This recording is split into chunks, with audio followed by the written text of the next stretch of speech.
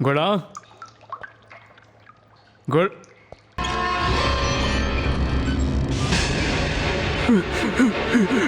गुड़ा!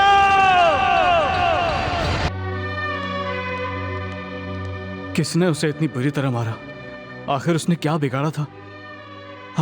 आखिर उस मासूम की गलती क्या थी? प्यार किया उसने। नहीं, मैं जानता हूं प्यार करना गलत बात नहीं है, लेकिन जिस लड़की से उसने प्यार किया वो गलत है। गुणा ने जिस लड़की से प्यार किया वो ईश्वर पांड्यन की बेटी है। उसके लोगों ने मारा इसे। ईश्वर पांड्यन को तू जानता नहीं है, वो बहुत ही खतरनाक आदमी है और एमपी भी। उसके एक इशारे पर पूरा का पूरा शहर जल जाता है। उसे पता चला कि उसकी बेटी एक चाय वाले के भाई से प्यार करती है, तभी उसने अपने आदमी भेज के तेरे भाई को पिटवाया। मुझे पता चलने में बहुत देर हो गई और वो लोग पहले ही पहुंच चुके थे। आप जाके मिल सकते हैं।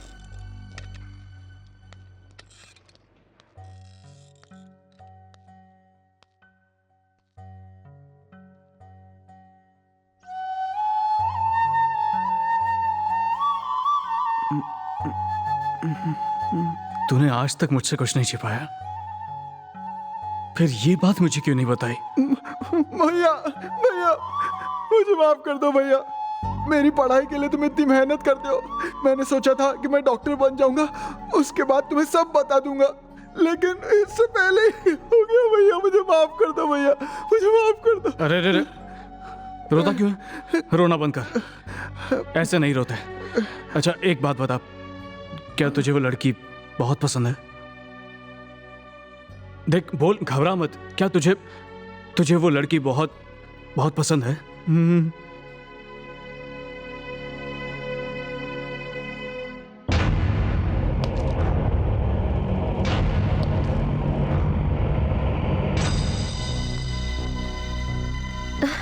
भगवती भैया,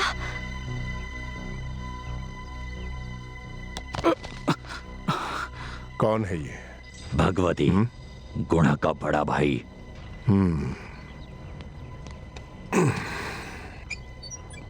बाबू नमस्कार। बाबू, आपके आदमी लोगों ने मेरे भाई को बहुत मारा। पंचायत बिठाना चाहते हो? नहीं, मैं इंसाफ के लिए नहीं आया हूँ। छोटी उम्र से मेरे भाई ने जो भी मांगा मैंने उसे वो दिया है। अब उसे आपकी बेटी से प्यार हो गया है और वो दोनों शादी करना चाहते हैं। अभी कुछ ही दिनों में डॉक्टरी की पढ़ाई पूरी हो जाएगी और वो डॉक्टर बन जाएगा। आपकी बेटी भी डॉक्टर बनने वाली है। अगर डॉक्टर बेटी के लिए डॉक्टर लड़का मिल जाए तो अच्छी बात होगी। मैं तो ऐसा ही सोचता हूँ। दया करके मेरी बात मान लीजिए। उसे सर में 6 टाके आए हैं।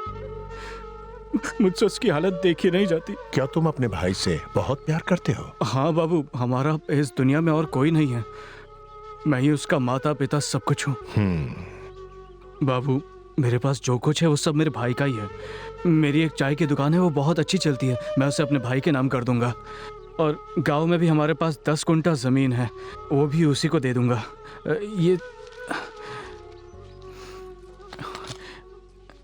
मेरे पास जो कुछ बचा है, ज्यादा तो नहीं है, पर रख लीजिए बाबूजी।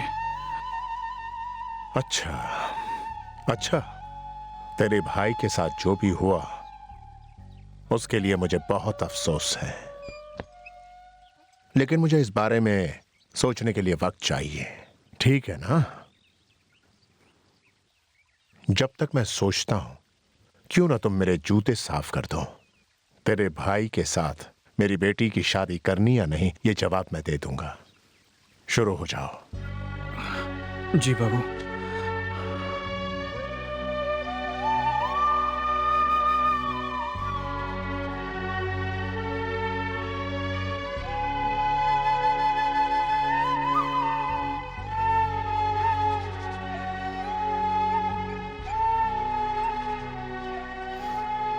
पहुंच दिया।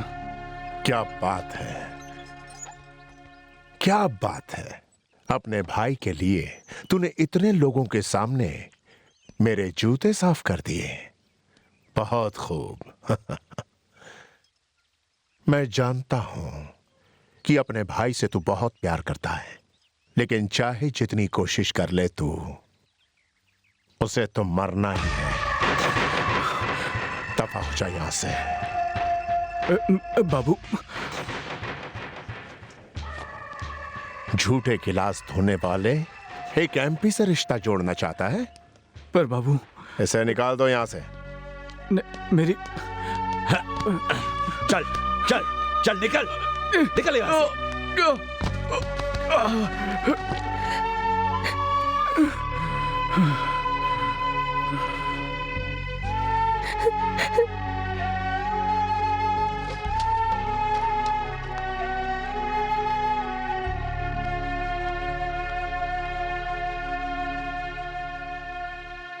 उसने तेरी इतनी बेइज्जती की और तू बिना उसके हाथ पैर तोड़े वापस आ गया। सुन, अगर वो लड़की गुणा से शादी करने के लिए तैयार है तो कोई प्रॉब्लम नहीं है। अब लड़का लड़की दोनों ही बालिग हैं, तो फिर मंदिर में जाके इन दोनों की शादी करवा देते हैं, तो फिर कानून भी हमारे साथ होगा। तो मेरी बात समझ रहे हो ना भगवती? ईश्वर पांड्यन एक बड़ा एमपी है, उसके पास बहुत सारा पैसा है, उससे दुश्मनी मोल लेना मेरे बस की बात नहीं। भगवती, फिक्र मत कर, मैं तेरे साथ हूँ। चाहे कुछ भी हो जाए, मैं इनकी शादी करवा कर रहूंगा, चाहे मेरी जान क्यों ना चली जाए।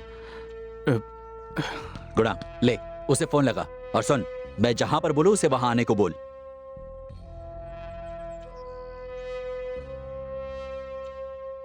कर ले बात। पता है, आज जिंदगी का सबसे नेक काम कर रहा हूं। क्यों भाई, चोरी छिपे शादी करने आए हो? नहीं नहीं, ये लोग दोनों बालिक है। अच्छा, तो फिर माँ बाप को नहीं बताया होगा। चलो रसीद दिखाओ। रसीद? अगर चोरी से शादी नहीं करने आए हो तो नीचे जाओ, पैसे भरो और रसीद लाकर मुझे दिखाओ। आनंद, तो यहीं रुक, मैं जाकर रसीद अच्छा, लेकर ठीक आता है। हूं।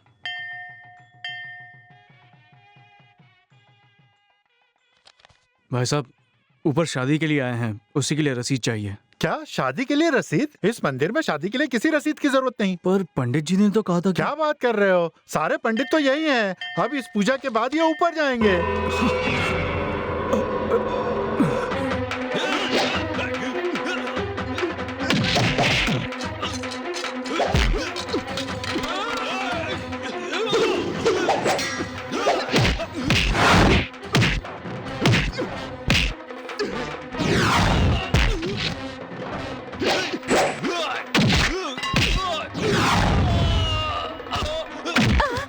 गुणा,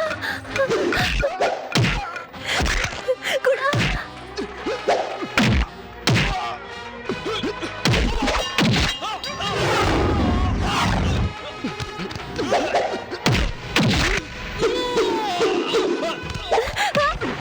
पिताजी। चल चल। नहीं पिताजी, नहीं नहीं, ऐसा मत कीजिए पिताजी।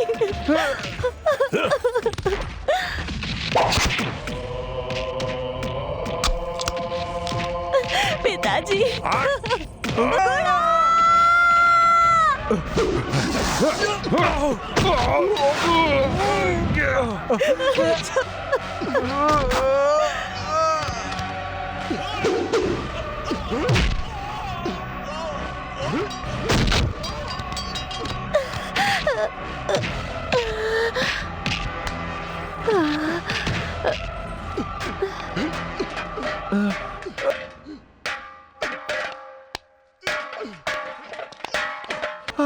ये क्या होगा?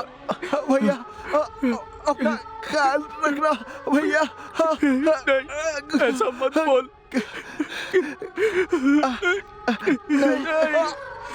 तू मेरे साथ ही रहेगा, कुछ नहीं होने दूंगा मैं। नहीं, गुणा, गुणा, मुझे छोड़कर मत जा। नहीं, गुणा।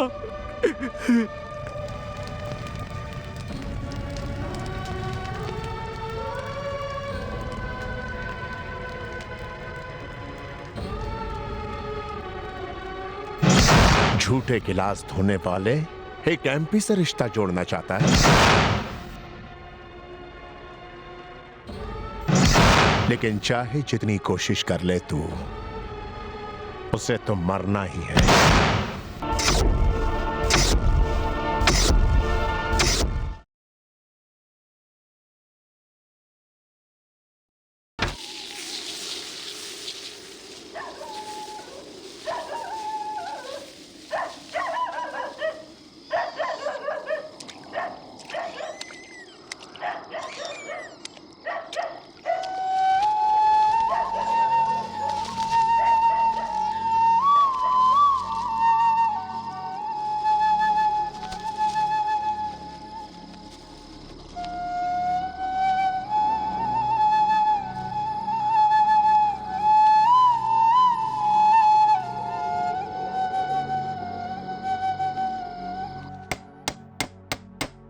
भैया भैया सुनो ना।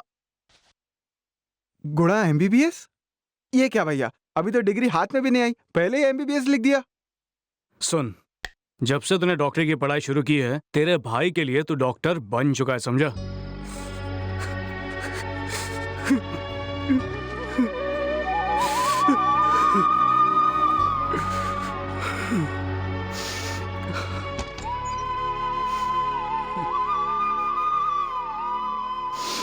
मुझे बचा लीजिए मुझे।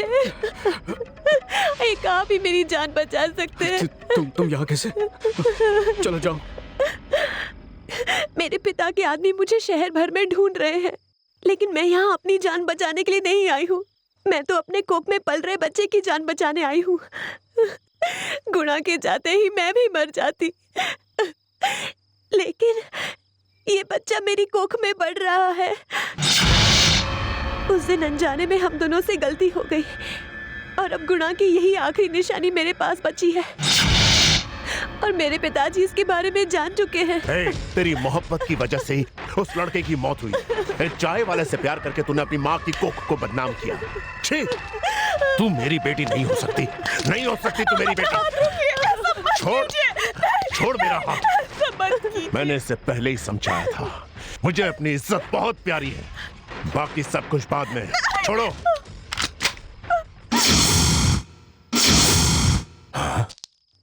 मुझे पता है भैया, मेरी कोख में बढ़ने वाला बच्चा और कोई नहीं, गुणा है। इस बच्चे की रक्षा अब आपको ही करनी है भैया।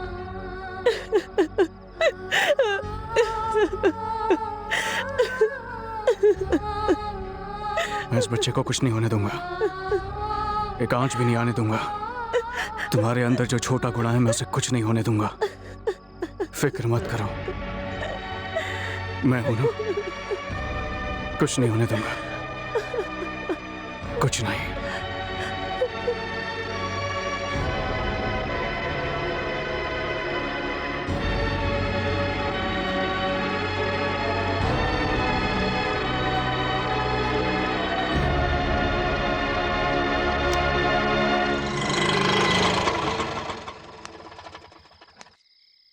कौन हो तुम? क्या चाहिए? जज साहिबा से मिलना है। वो सो गई हैं, कल सुबह आना। देखिए, बहुत जरूरी काम है। अरे बात समझ में नहीं आई तुम्हारे? कहा ना सो गई हैं, कल सुबह आना। कौन है वहाँ? जी, मैं हूँ भगवती। वॉचमैन, उससे अंदर आने दो। जी मैडम। प्रिया, इधर आओ।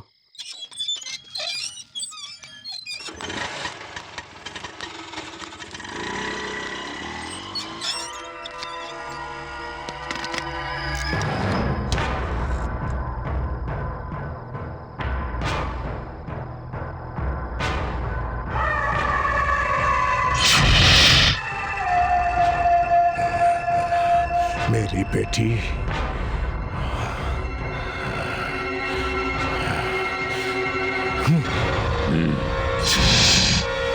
मेरे भाई के मरने के बाद मुझे लगा कि मेरा सब कुछ खो गया है, लेकिन मेरा भाई मरा नहीं है। मैं उसे फिर से देख सकूंगा, क्योंकि प्रिया के कोख में उसकी निशानी पल रही है। मैं और किसी को जानता तो हूं नहीं, और आप लोगों के सिवा मेरा और कोई नहीं है। तुम फिक्र मत करो भगवती, हम लोग इसका ख्याल रखेंगे। आपके घर के सामने हमेशा पुलिस रहती है, आप जज हैं, इससे ज्यादा सुरक्षित जगह और कोई नहीं हो सकती है। इसलिए बच्चा होने तक इसे आप अपने पास रख लीजिए। तुम इसकी चिंता मत करो भगवती। वो अंदर है।